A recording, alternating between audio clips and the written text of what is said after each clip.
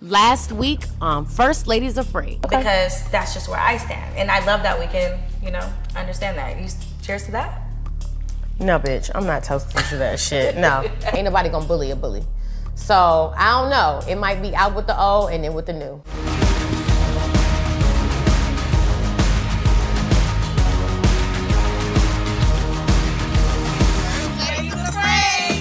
So while we were in Atlanta, I got a phone call from my good friend and business colleague, Coriel.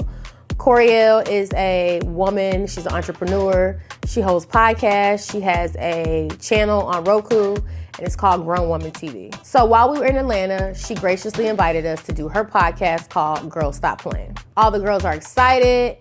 We have turned over a new leaf with Chloe.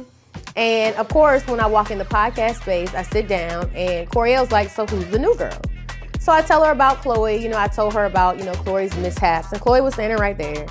And, Chloe even talked to Coriel too and was like, I messed up another podcast earlier on, but, I want to do this right, blah, blah, blah.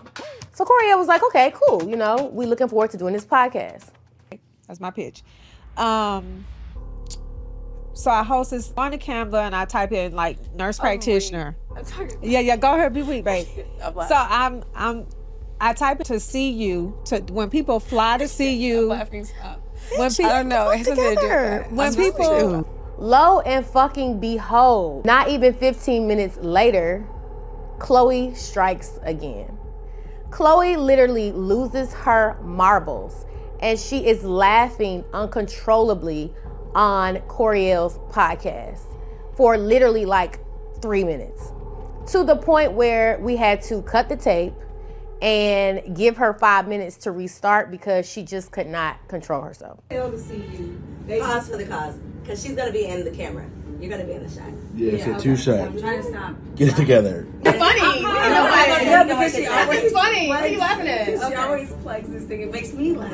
I was mortified. Like, by now, Chloe is a loose cannon. I don't know what this girl is going to do. And more importantly, she's doing it in front of people that I have business relationships with. And everybody knows that when it comes to business, like, I'm on my shit. I'm just so embarrassed. I'm so upset because this is your second time. Out of 3 podcasts, you bombed 2. I mean, what are we doing here? So it's getting to the point now where I don't even know if I could trust her. So I had to talk to the girls to see, where they were at with it and just see how they feel, because it's not just me. We all have platforms. We all have clients. Nobody wants to be taken as a joke in this industry. So, I talked to the girls about it. I got their input, and we just decided collectively that we're just not gonna move forward with Chloe anymore, just because she's too much of a liability. Me being me, I wanted to circle back and, talk to Coriel about her feelings on the podcast. She told me it was the worst podcast in her podcast history. I am so embarrassed. I'm gonna have to send her a gift or something because, this is just not what I'm about. So what if I told you that you can make money in trucking without having any trucks at all, right? So I've designed a turnkey trucking business that allows you to be a better business owner, get your money straight off the top, and scale your sustainable business model so that you can be like one of the large companies, okay? We take care of everything from administration, automations, owner-operators, and dispatch. It's all done for you. No headaches, no hassles, and no hangups. You wanna learn more? Click the link below, and welcome to the Compass Circle.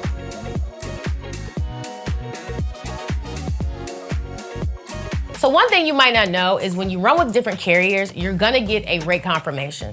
The rate confirmation is gonna explain the commodity, the weight, where it's picking up, and where it's gonna be delivered. If you're new in the game, you might not know that some companies are not going to give you the original rate con.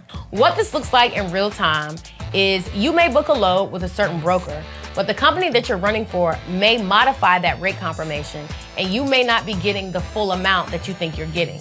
So while they're already taxing you 25 or 30%, they're also withholding the true amount that load pays.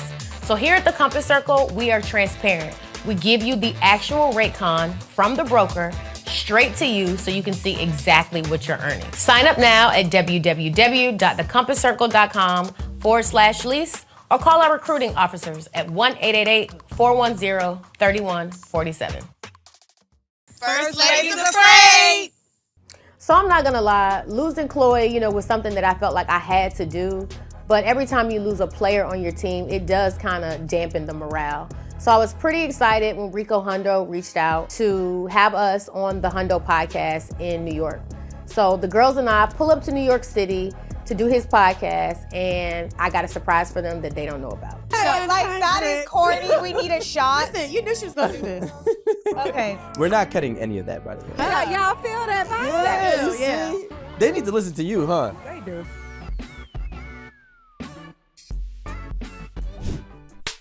What's going on, everybody? It's your boy Rico Hundo, and I'm not gonna lie, I'm with some real dope women right now. Surprisingly, the podcast was amazing. Even though we just lost Chloe and it was down to the three of us, Rico's energy was amazing. He actually really likes women. He's just not some male chauvinist on a platform.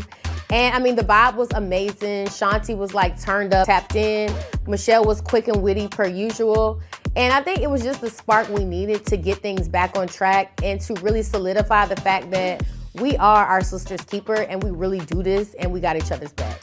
After the podcast, you know, I was so ecstatic that, you know, we just pulled it off again. We've had so many obstacles along this journey. I wanted to really do something to commemorate this moment. It's snowing in New York. All of us have on our, you know, our fur coats and we're bundled up. And I really just wanted to make the most of the moment. So the girls don't know that I'm surprising them in Times Square with one of the biggest billboards out there. I know it's cold, and I know y'all probably wondering like, why I got y'all out here? Yeah. I am gonna feed y'all. But, and all that we've been through with losing Tiana and, you know, just kind of getting Chloe into the mix and just being unsure, I wanted to just do a little something to kind of boost morale. So I kind of tricked y'all a little bit. I actually have a surprise for y'all because everybody's been working so hard, using their connections and just, you know, bouncing back. So I have a little surprise for y'all. What, girl? Turn around.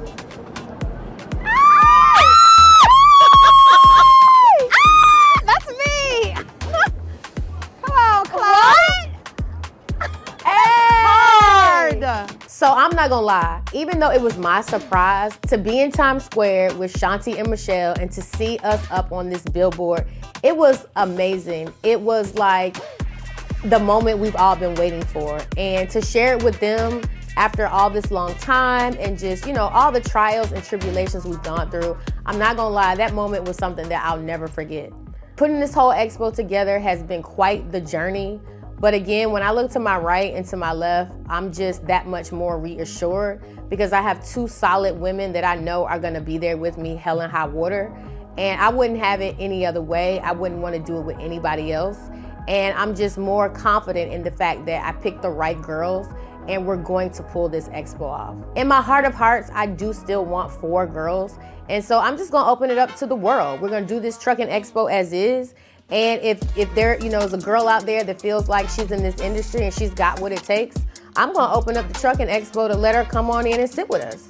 So I'm happy to move forward. I'm happy to put on this expo and to inspire more women and to find that girl that I'm looking for. I'm looking for that girl, like I'm looking for one of them ones, like I'm looking for her. Listen, if you're really that girl, you got a platform, you can be an asset, you know how to be a leader, you know how to be a team player, and if you want to inspire more women, meet me at the Trucking Expo. Child, there is so much about the First Ladies of Freight that is still unknown. We want to know if Casey and Shanti gave Tia one of the kids their money for driving her trucks. Casey, we still don't know where you live, if you got a man, what the inside of your house look like, and we want all the tea. So you know what, y'all? I figured, who better to host the reunion than the doll herself, Miss Funky Dineva Ross? That's right, I'll be hosting the First Ladies of Freight Season 1 reunion. Stay tuned.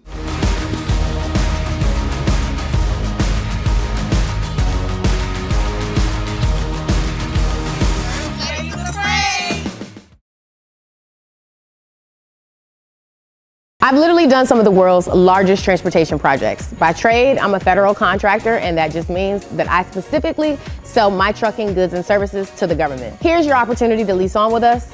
We're offering you a very low percentage, it's 15%. And each month, we're gonna educate you on government contracts, direct freight, and a list of other classes. Click the link below to get started, and welcome to the Compass Circle.